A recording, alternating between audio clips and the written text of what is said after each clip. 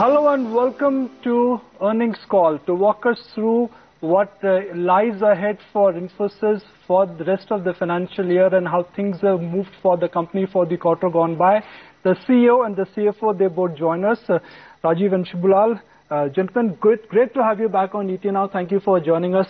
Shibu, this is your first media interaction after your Q1 numbers. So first, a broad take on how things have moved for the quarter gone by. You've not cut your guidance, which is fantastic, but you've always used the word cautiously optimistic. Should one focus on the cautious part or the optimism part? Both, actually. They both can't coexist, can they? Q1 we have done reasonably well. Revenue has grown by 2.7%. Actually, in constant currency terms, it has grown by 3.4%. Volume has gone up by 4.1%. Strong client additions. We have added 66 new clients in Q1. Our top clients have grown. In fact, the largest client we have has grown by 11% this quarter, and the top 10 has grown by 4% this quarter. Our dependency on the discretionary spend actually has gone up. In fact, if you look at Q1, the discretionary spend is almost 34% of our revenue. During the quarter, actually, I was on the road for most part, and I've met a number of clients. Their sentiment towards Infosys continues to be very, very positive. But at the same time, there are clouds in the horizon. So, for example, in US, the immigration bill is in progress. There is really no clarity on where it will end, but it is in progress. In Canada, we have seen some regulatory changes just now, and in Australia, actually, about a week back, there has been some regulatory changes. So our dependence on the discretionary spend is high, and that continues to be under stress. We are seeing some regulatory issues across the globe, and cross-currency movements are impacting us. So, for example, this quarter, we lost $13.4 million in revenue because of cross-currency movements. So while we have done reasonably well this quarter, we remain cautiously optimistic. We are extremely energetic. We are enthused. Our people are, really working hard, and they are very, very enthused about the future. But we remain cautiously optimistic, and we have not revised our guidance. We have kept it at 6 to 10%. Shibu, I like how you continue to say it in one breath, cautiously optimistic, so one doesn't know what to focus on. But the biggest thing that has happened in the last quarter has been Mr. Murthy's comeback. Tell us how things have changed. I mean, did you guys sit down, zero on things, chalk down a plan on how things are going to be from here onwards? Mr. Murthy has come back, and he has been here only for now 2 months, right? And of course, there has been a lot of activity. As you know, Mr. Murthy is always focused on what we call superior financial performance, which is growth and margins. So clearly, there has been a number of discussions. Rajiv? You're not saying anything. A number of discussions. Any details? Those are matters internal to the corporation, right? And there are, of course, those discussions, of course, lead to action, and those actions are already in progress. We'll talk about some of the specific actions, Shivu, but Rajiv, give me a sense of the margin trajectory, because you have indicated that the margin trajectory may not stabilize because at the current juncture, there are multiple headwinds for Infosys. Absolutely. If you look at our first quarter, we have done reasonably well in terms of growth and also in the margin. Our margins have remained, operating margins have remained constant or flat at 23.5% compared to last quarter. We had a lot of headwinds as we moved into this quarter, primarily because of we gave our US wage increase in February. The full quarter impact was coming this quarter. We have a pricing decline of 0.7%, which is got impacted this quarter. We had a lot of cross-currency movement, as Mr. Shivu was saying, that we lost almost about $13.7 million of revenue this quarter only on a cross-currency basis. So I think if you consider all these things, we have done reasonably well. Yes, the rupee depreciation did help us. It helped us by roughly about 1.2% on the margin front. But I think considering all the headwinds that we had, I think we did reasonably well in Q1. Moving into Q2, we have announced wage hike effective July for most of our employees. Offshore would be at 8%, overseas would be about 3%, and sales hike, which has got impacted in May. The full quarter impact will come into the next quarter. So I think those are the headwinds that we have in addition to what we already had seen as we move to the next quarter. As Shivu was saying, the discretionary spend continues to be a challenge. challenging thing because, as you look at most of the industry reports, if you look at the data which is getting published, I think we are not seeing an uptick in discretionary spend in the market. And that is likely to put more pressure on the pricing because we have a disproportionately higher percentage of our revenues coming from discretionary spend. And it's a right mix which helps us in managing the pricing profile.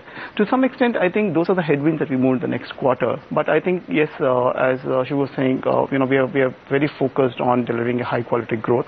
So I think we are focusing both on the growth and the margins, and all of us are very focused on making it happen. So give me a margin band then, because if you are not changing your guidance, I'm sure you got a handle on your margin then. No, we have given a revenue guidance. We didn't give a EPS or a margin guidance for this year. But as I said, our margin next quarter could get impacted by roughly about 300 basis points only on account of wage hike. And then we have to wait and see how the rupee moves and how the cross currencies move. And there are many factors today. It's a very, very volatile environment that we're in. So I think we'll have to wait and see on some of these things. I think we have enough levers with us in terms of how to manage some of this volatility. But I think beyond that it becomes difficult. But I would expect wage hike to impact about 300 basis points next quarter. Shibu, the need of the hour clearly seems to be energizing your sales. How do you plan to achieve that? And I'm guessing this would be one of the pointers that you must have discussed with Mr. Murthy. And now with Basab's exit, does that derail some of your plans? So I think, first of all, our sales is very energized. In fact, you can see this quarter we had 7 large wins. We have just rolled out a compensation increase for sales, which was effective May 1st, which got absorbed in Q1. See, our sales is actually in the industry verticals, right? We have 4 industry vertical heads, Ashok, BG, Praveen and Prasad, who are leading sales. Basab's role was actually overall sales, transformation responsibility. Ashok has just stepped in and taken over that in the interim. So there will be really, while there is, of course, when a change happens, there is an interim or a short-term impact. I don't expect any long-term challenges because of that. So suffice to say that the sales would be energized for the next few quarters as well? I think they will continue to be energized, is the right word to use. So the key problem for Infosys is growth. When do you see growth coming back? Because if growth will come back, margins will improve, utilization will also, improve. So, we are focused on growth in 3 different dimensions. Number 1, we are focused on creating growth through our offerings. Consulting and system integration, if you look at the last many quarters, consulting and system integration has done fairly well. But our BITS business, has lagged behind in growth compared with our own average. And BITS is a very large percentage of our business. 62% of our revenue comes from BITS. So in the last 3 quarters, we have put in a lot of effort in creating growth in BITS. As I said, in the second half of last year, we have $1 billion of revenue booked. But remember, these are 3 to 5 year deals. So if you book $1 billion of revenue, you will only get about $200 to $300 million actually not even 300. You will only get 20% of that in the second year. The revenue which we book this year will only give us 8% of. So we are continuing to focus on large opportunities. While there are opportunities out there, if you read some of the industry reports, you can clearly see that a majority of them are rebids, and rebid opportunities are generally price sensitive. So we need to balance the growth with our margin aspirations, and we will continue to do that. But growth will happen through these 3 offerings and client additions. That's another channel. We have added 66 new clients this quarter. For the first time, you are not using the term Infosys 3.0 strategy. Is there a rethink? Because that's what Mr. Murthy indicated at the AGM. Actually, what Mr. Murthy indicated was that we will continue to focus on 3 offerings. The Infosys 3.0 is about actually client relevance and growth in 3 offerings, right? The products and platform, business and IT operations, and consulting and system integration. As I mentioned, consulting and system integration has done fairly well, 34% of our revenue. There is a tremendous amount of focus being put in the business and IT operations. Products and platform actually has done well this quarter. We have added $50 million of revenue in bookings, not in revenue, in bookings. We have, in financial services alone, we have closed 5 platform deals. And for example, one of our platform, Cloud Ecosystem Hub, has been actually sold to 10 clients. See, the important thing about platform and products is multi-client multi-client. I look at 10 clients in a period of about 12 months as a good indicator. Rajiv, financially, do you have the kind of elbow room wherein you can balance investments as well going forward in terms of sales, as well as keep your employee morale high, or do you think it is going to be at the cost of profitability? No, see, we have enough elbow room. To be honest, if you look at the utilization, it's still much below what we would like it to be. We would like the utilization to be roughly about 80%. Today it's about 74.3%. That gives you a huge elbow room. We have other levers like on-site offshore mix. We have other levers like productivity improvements and other things. So we have enough elbow room. But yes, in the short term, some of these may not happen overnight. So, when you give a wage hike across the board at 8% offshore and 3% on-site, it is going to show up on the margins immediately in the next quarter. And that has happened constantly. If you look at our numbers in the last many, many years, the first quarter would typically show a decline primarily because of the wage hikes that would kick in. But I think if the growth is good, I think growth will ensure that the utilizations move up, and the utilizations move up, it will start showing up on the margins. So I think growth is a key factor here in terms of ensuring that the margins are kept at a certain level. Shibu, we have a new segment wherein our viewers can ask questions directly to the CEO. That's Ask Your CEO. So I have a question coming in from Mr. G. Vaidyanathan, and he asks, why are you not distributing a better dividend for shareholders if Infosys is not being able to deploy even 25% of the cash holdings in the last 3 years? And I think that's a very valid question. Every shareholder would want to know that. So, we have a very well-articulated policy for dividends. Up to 30% of our cash is distributed as dividends. Of course, this issue gets debated in the board, but at this point in time, we have a very well-articulated policy for dividends.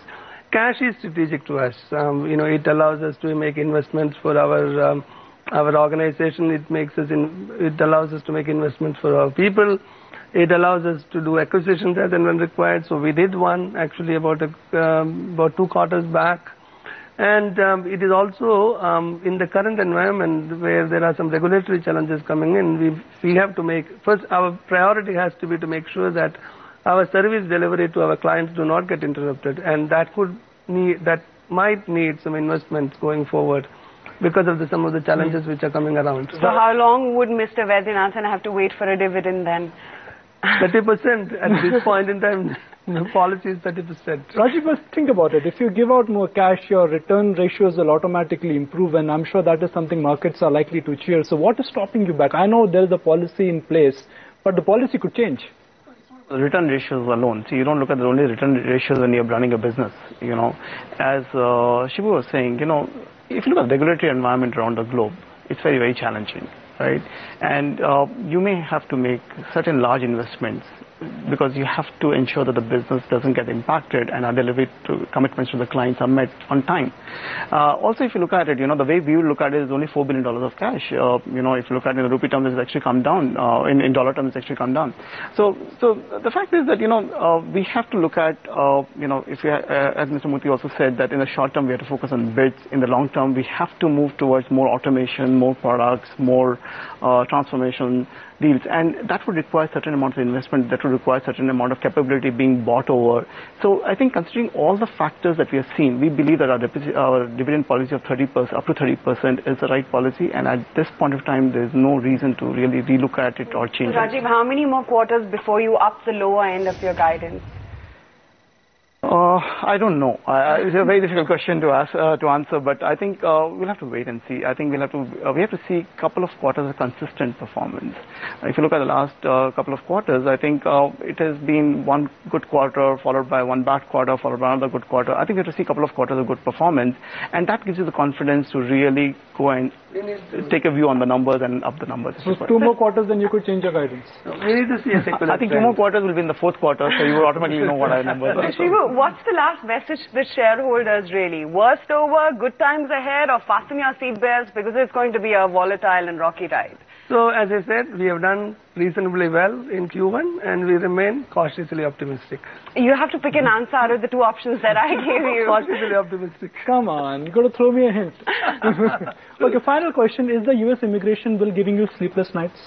So it is a matter of concern. It is a matter of concern for the industry itself because there are some clauses in the immigration bill which Senate has passed which could impact our operations. But, it is nowhere near concluded because the House bill is yet to be passed, and then there will be a reconciliation between these two bills, and then it has to become law. So we watch it very carefully, but more importantly, we are in constant conversation with our clients. That is the most important part. We need to make sure that our service delivery will not get impacted, and our clients understand that it's an industry issue, and we are working very closely with our clients to make sure that we have a plan to be executed as and when the bill becomes a reality. Okay, Shibu, Rajiv, good to have you guys and chat with you on ET Now, and hope there are only good times ahead and smooth ones at that.